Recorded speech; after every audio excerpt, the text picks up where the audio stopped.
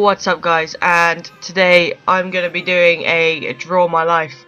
This isn't for any kind of milestone on the channel. This is kind of like a personal thing for me, because today, the day that I'm recording this, you probably won't see it on the day that I record it, because it's coming up to midnight now, so it'll probably be a couple of days after. But on the day I'm recording this, which is the 30th of June 2015, I've actually had a pretty big milestone in my life personally, and I wanted to do something for it, and I couldn't think of what to do. I didn't want to just do another vlog video, and I've been meaning to do a draw my life for a while, so I thought, fuck it, let's just do this. So back in whatever year it was, I don't know. I'll be honest, I don't know what year it was. My mum and dad met at a fun fair in Durrington, which is where I grew up and lived for the majority of my life. I don't know what year it was, but they met at a fun, and my mum lived in Tidworth, my dad lived in Durrington, and they met and they started dating. A couple of years after that, in 1992, they had me. I was born on the 24th of October 1992. And I don't know what my weight was. I don't know, I was born in the hospital. I was born in and I had a pretty good, I was a baby. I was covered in eczema. I was diagnosed with all my allergies. I actually came out when I was born. I wasn't breathing, and things like that. So to say my kind of life started at a kind of bad point would be an understatement, I suppose. But things got better. In 1994, we had my parents had my brother Matthew on the 15th of November 1994, and he came out with a squished nose. He had a really squished nose. And I remember my parents saying, they looked at him and they were just there like, oh. So Matthew is 2 years younger than me, 2 years and a few days younger than me. And when we were younger, because my mum is half Maltese, so that makes me and my brother, of course, Maltese. We spent a lot of time over in Gozo. We spent a lot of our childhood in there for kind of months at a time. All my mum's side of the family is over there, basically, bar my nan, and like her brothers and sisters. A lot of my nan's side, but my mum's side of the family is over there. So we spent a lot of time in Gozo with them. As pretty much as much time as we spent in England, we spent in Gozo, so it was kind of split 50-50, which was nice, because it meant we got to know kind of like my family from abroad from a young age, instead of not knowing who they are when we were older. We've kind of grown up with these people. We know who they are, we know we're related to them, and we know that they are family. So having kind of connections abroad in such a beautiful place like Gozo is fantastic. It is probably one of the proudest things I have. For myself, is that I've got a connection somewhere else in the world, and that somewhere else in the world just happens to be the beautiful place that is Gozo. So that is awesome. But when we were that young, we used to live next to my nan and granddad on my dad's side, and I remember my mum and dad saying they used to, when they were going out for date night or whatever, they used to just pass me and my brother over the fence, and we'd go and sit in with my nan when we were younger, nan and granddad. So that was basically how my childhood started. Age 12 for me would have been age 10 my brother. We moved to Marina Road, which was kind of the first move that I had, and I got my first games console, which was the PlayStation 1. At that point, not long after that, I started secondary school, and it was a big thing to go from junior school to secondary school, and my parents went through a bit of a bad time, and that kind of affected me and my brother quite a lot. I started going through depression at age 12, which it was horrible, quite frankly.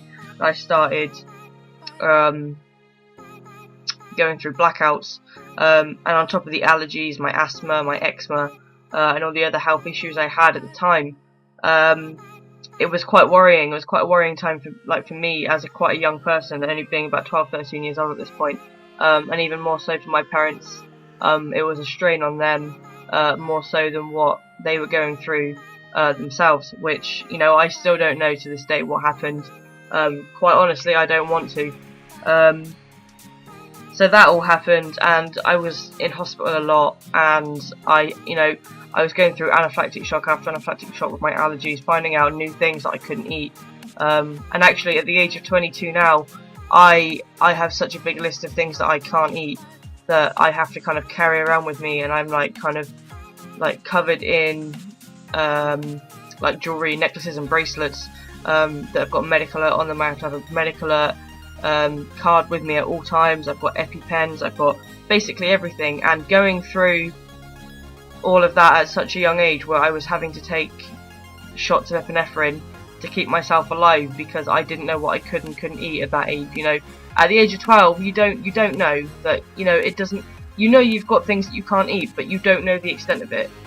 So it's kind of like I would eat something that I think was okay. It turned out it wasn't, and that's, you know, my allergies are so bad now because of all the previous experience with them, because that's how anaphylaxis works. The more reactions you have, the worse it gets in the future. To the point where that if I have the smallest thing, I you know, it could kill me, and that's, you know, that's quite a frightening thought for me now. But as a 12-13-year-old, when you don't understand the risks, you kind of don't know what you're doing, and it wasn't so much frightening then because I didn't understand it as much as I did now, but it was scary because I didn't understand it, and it was at that point where I had all my allergies going off, and then I started experiencing these blackouts, and that was kind of diagnosed. You know, I went through all the tests for epilepsy and all things like that, and that was diagnosed, and that was, you know, it was tough because at that point, like I said, I started playing my PlayStation 1 and I didn't want to have to give up my games, and I got to a point with my medication for that where I was able to carry on playing games, which I must say I was ecstatic about. Age 16, we moved to a caravan because we were building a house. We bought a plot of land, my parents bought a plot of land, and we moved into a caravan and started work on building this house. Just before we did move into the caravan, however, my granddad passed away, and that was tough. It was tough. He was the first member of the family on my dad's side to pass away. Because I'm very close to my dad's side of the family because we see them more. We're close, you know, they live closer to us than obviously my mum's family do abroad. I don't, you know, I never met my mum's dad, but my granddad on my dad's side, he was a very special person, and he was probably my fucking hell. It's still hard to talk about him. It's been years. He was probably my favourite person in the world, and he taught me so much, and he sparked my love of astronomy. And when I was younger, all I wanted to do was be an astronaut and go up into space and explore the stars. That was because he'd sparked this kind of love of astronomy in me that I just got so into it. We'd watch the eclipses together, and we'd have all this equipment set up, and if he was babysitting for us, then we would sit out and just watch the stars, and we'd just talk about anything and everything. So when he passed away, it was tough. It was very sudden. We think he knew something was wrong with him, but he was such a strong man and very proud. So he didn't say anything to anyone. And then I got a phone call at school saying you need to go into hospital. Your granddad's about to pass away. So that was tough. But you know, my family's very strong. We got through it. We built the house. My parents have been living there for 6 years now, just over 6 years. And you know, they're trying to sell it now, but it's been a fantastic experience to be able to go through the process of building a house and live in it, you know, at the end of it. So that was really cool. I started sixth form, At that point in my life, I was about, well, I'd say 16, 17. I was going through the whole, I don't know what I want to be, I don't know what I am. You know, it's kind of, you know, the usual kind of growing up teenager issues, I suppose. And it really affected my first year of sixth form, which is, you know, the equivalent of college. I actually did college as well, kind of running alongside my sixth form. But I never had a problem with college because it was college, and it was different. Whereas sixth form, I studied at the same place where I did secondary school, so I knew a lot of the teachers. And I felt like they, you know, the problem I had, because I took art and design, and you might not believe me when I say what grades I got by the looks of these drawings, but I took art and design, and the first year I did so badly because I was just so all over the place with moving into my house, losing my granddad, and it was tough, and I failed my first year of sixth form, and there was talk about getting me put down to like a 1 grade course and all this kind of stuff, but at that point I was like, I don't want to give up my education, because education has always been a really important part for me, part of my life, which is actually the main reason why I'm doing this video, which I'll explain very shortly. So I kicked my ass into gear, sorted myself out in my summer break from my first year, and actually finished my second year of sixth form with 2 distinctions in art, which was a massive achievement for me. It's probably one of the biggest achievements I've done, that I can say that this is my proudest achievement. I managed to kick myself in the ass that much that I got up from a fail to 2 distinctions in that course, as well as getting a distinction and an A star in the other 2 courses that I was taking. So that was pretty massive for me. The only problem was, and the thing that probably did kick me in the ass, is at that point I was being told by a lot of people that I couldn't do it, that I wasn't going to do it. No matter how hard I tried, I wasn't going to get what I wanted to be, and I wasn't going to get the grades I wanted. And I think that was what really kicked me in the ass, because I wanted to not only prove to them that I could do it, but I needed to prove to myself. So when I came out of sixth form with the grades that I wanted, and I'd always wanted to go to university, and I was told I wasn't going to go, I wasn't going to get the grades to go, there was no point in applying, but I applied anyway, got the grades, and even when I still got the grades, got, you know, the highest marks in my year basically, even with that I was still told that I couldn't succeed at university, even though I felt like I could have proven myself enough by then, but I was still told that I couldn't do it. And I basically said fuck you to everyone. I cut myself off from a lot of people and just tried to focus on myself for a while, because at that point I felt like I didn't want to do something that I would regret just to make someone else realise that I could do it. At the end of the day, you do only live once, and you have to do things that please you and not do things to please other people if you don't want to do them, and that's very important. At that point I cut myself off from a lot of people because I thought I wanted to know that I was doing things because I wanted to do them, and not because other people thought that I couldn't do it. And I went to university, and I did freshers, and you know, freshers got the best of me. It did. I drank far too much alcohol. I did far too many things that I shouldn't have done. But I did study. I started off my university life studying multimedia web development, which is what I kind of, when I say I studied art, I actually studied kind of more digital art, and I studied IT and media studies in sixth form and college as well. So I've always had this love of computers and technology.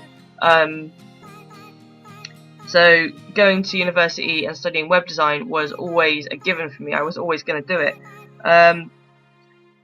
But being in university, having had, you know, blackouts, allergies, you know, all of these kind of things go wrong previously, sparked up a very serious anxiety problem for me, which got so bad that I was actually tested. I had for very serious illnesses, and it was only anxiety, but I was tricking, my body was tricking me so badly that I was having heart scans and heart monitoring, things done to me, and brain activity things done. I was having scans on my brain.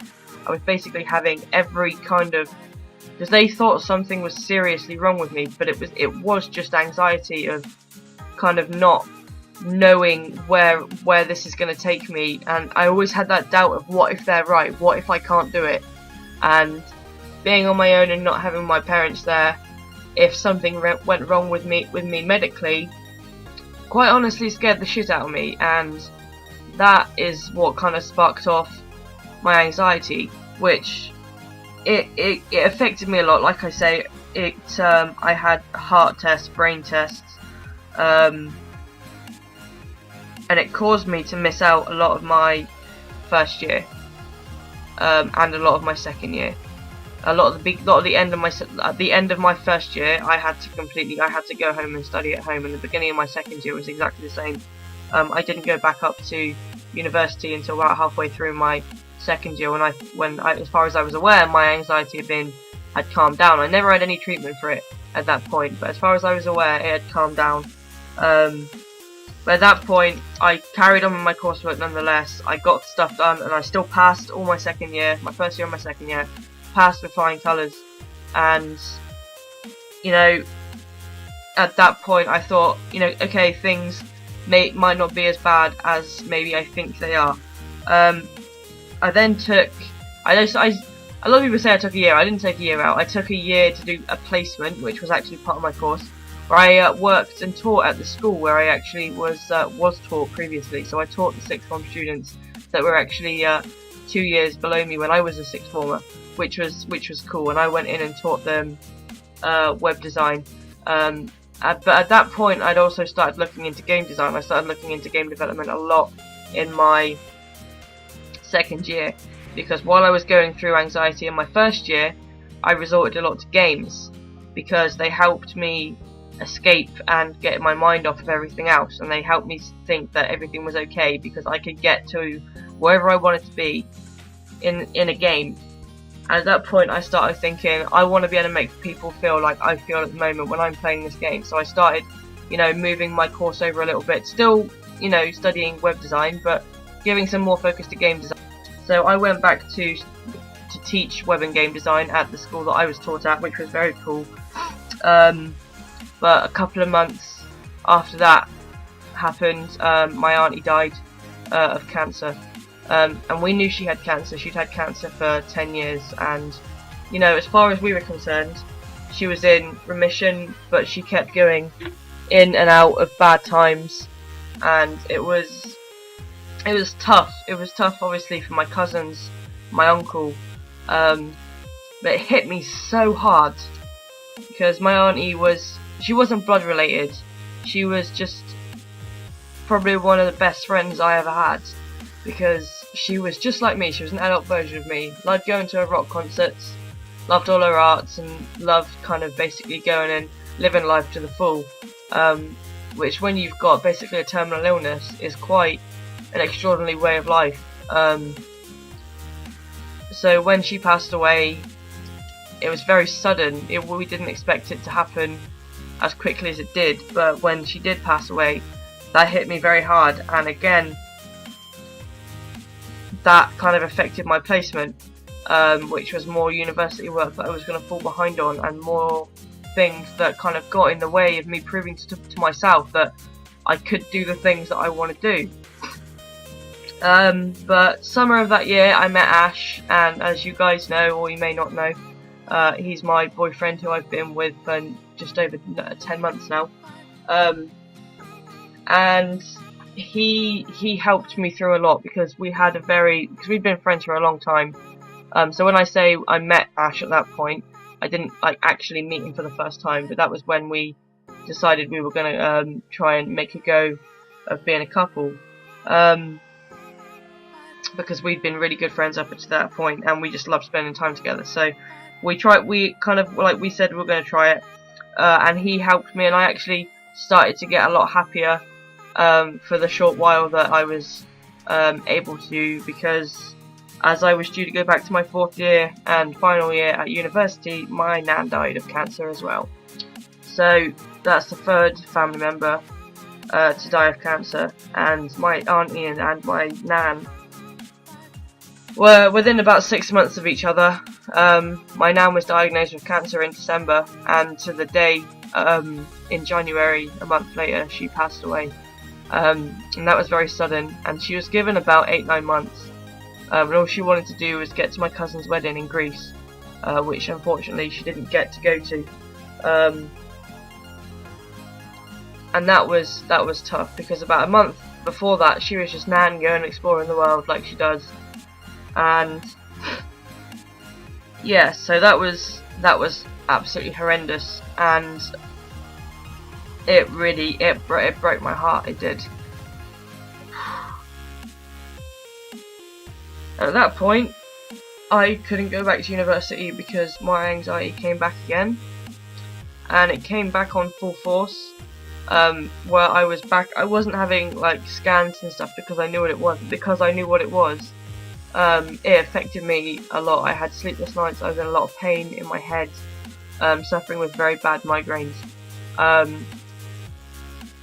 and I'd shut myself off from people because I didn't think that they would want to be around someone who couldn't control themselves. And my anxiety got so bad that I couldn't control how I was going to feel from hour to hour, let alone day to day. And it, like, for no reason I would have an anxiety attack, and it was a hard time. And it's funny talking about it, really, because it's actually not that long ago that this was all happening. You know, it was this year.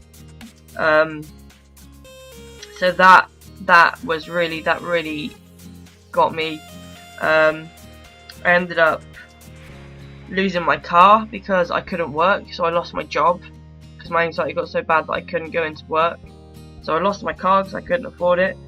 I didn't go on my parents because my sleeping patterns were so off that if I did get some sleep, it was about 3 hours, like, in the afternoon, so I wasn't sleeping. And because of that, me and my parents didn't get on, because I never saw them when I was there, and because I wasn't sleeping, I was always grumpy. And you know, I know a lot of it's my fault, even though it is down to the anxiety, which, to be fair, I couldn't control. But you know, at the time I put a lot of blame on them, and you know, it wasn't their fault, it wasn't my fault. But you know, I feel it's hard to kind of put blame somewhere where there isn't any blame to give. So I got quite into a dark place then, but I still had my university course to finish. I still had that to finish, and I thought to myself, I'd managed to get through the last couple of years, even if it was from working from home. I'm going to try and get this done. So I went back up to Cheltenham, which is where I studied, devoted my course entirely to game development, and started my dissertation and got help, bit counselling and medication to help calm down my anxiety, because moving back up to Cheltenham on my own was tough, because at that point all the friends that I'd made in my first 2 years had gone and graduated the year before, whereas I took a year out to do placement. So I moved into a completely new place with completely new people. I didn't know about my allergies again, so that was like a whole rollercoaster ride again, that sorted again. And it felt like I was back at square, but I was actually at the ending point of my course. So it was tough, and you know, again, I just back into games every single time. If I felt bad, I would play a game, and I would just completely imagine that what was actually happening in reality just wasn't happening, and it just didn't exist. So I ended up getting help, and eventually things did get better, and I'm at the point where I am now, making this video for you guys. I have a good job. I love my job. I work at a sergeant's mess for Sodexo in Larkhill. I've still got my amazing friends and family that I get on with a hell of a lot better now because I've sorted myself out. I have a house with Ash. You know, all the arguments we had and all the tough times we went through, because of my illnesses and my medical conditions. You know, it's in the past. Me and him are really happy. We've got 2 little kittens that we love to pieces.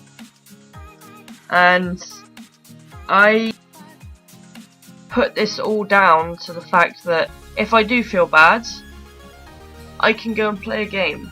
I can go and be whoever I want to be. And I'm not saying that I can't be whoever I want to be in reality, and I'm not going to say to anyone you can't be what you want to be. If you want to be something, then you go and do it. You know, no matter what anyone says, you go and do it. But having that kind of fallback, if you really are having an awful day, that you can go and play a game and just completely escape it. That's what got me through from the PS1. I've now got a PS4. That's how long games have been getting me through, being able to escape from things that I didn't want to have to deal with. And when I was younger, I didn't have to deal with them, so I would just go and escape to my games. But now I'm a little bit older, there are things that I have to deal with. But having games there is a way for me to chill out and relax and think I can still deal with the problems that I have now in an adult way. But once they're done, I've still got time to escape and go and do something else. And that is why games are such a big part of my life. And you know, that's why I have this channel, because obviously we don't have a massive audience, and I never expected us to have a massive audience. And as much as we do these videos for you guys that do watch, I do videos for myself because it gives me a reason to play my games. I know you shouldn't have a reason to play your games, but sometimes I don't. But when I want to talk, having a platform that I can talk over and enjoy and escape to somewhere and entertain people as well is something that I'm holding very close to me at the moment. And you know, I'm happy. I've got everything I wanted. You know, there are things that I wish I could swap around. You know, if it wasn't for my nan, we wouldn't have this house. But I'd much rather have my nan back than have this house. You know, there are things I wish I could change. There are things I wish I hadn't done. There are things I wish I hadn't said. But at the end of the day, I handed in my final piece of university work today, guys. And that's 4 years of my life of education done. And considering all the shit that happened in between my first year and my fourth year, sorry, I am extremely proud of myself that I managed to get through it. And no matter what the results are at the end of the day, I know I'm not going to get top marks, but whatever happens, I still have everything that I have a family, I have a house, I have a good that is supporting me and Ash for this house, and the cats obviously, and it's going to be able to support me in a way that I can work on my game development, work in my spare time. You know, it's everything I've wanted, and I've got it all just because I knew I could do it. No matter what anyone says to you guys, if you want to do something, you go out and do it. And that is the moral of this Draw My Life today. Because right at the beginning, 4 years ago, not to the day obviously, but about 4 years ago, I was told I was not going to pass university, I was not going to get through it, I wasn't going to do this, I wasn't going to do that, I wasn't going to get anywhere. And today I handed in my last piece of coursework for university. It's been hard and it's been a struggle, but I have done it. You know? And I just want you guys to know that me as a person, I appreciate everyone that watches, but you guys need to know that I do these videos for myself as much as I do them for you guys, because if I didn't have games, then I would have nowhere to go when things get bad, and life's life, things do get bad, but if I didn't have somewhere to go, I would be in a lot more worse place than I am now. And without them, I wouldn't be able to say that I am as happy as I am, despite everything that's happened. You know, I'm happy, and I'm happy that I can entertain you guys, and I'm happy that I'm more capable of getting through harder times, and that is down to be able to escape to games. So, that's my life in a nutshell. I'm sorry it got a bit deep, but there were some things that I did just need to get off my chest. I hope you have enjoyed this video. Let me know what you think of it in the comments below. And if there's anything else you want to know about me, just ask away. I'll let you know, I'll tell you. I don't mind. But yeah, that's going to be it from me. Make sure you keep an eye out for the rest of the videos that are coming out this week. And until the next time you hear from me, guys, as always, stay classy, gamers.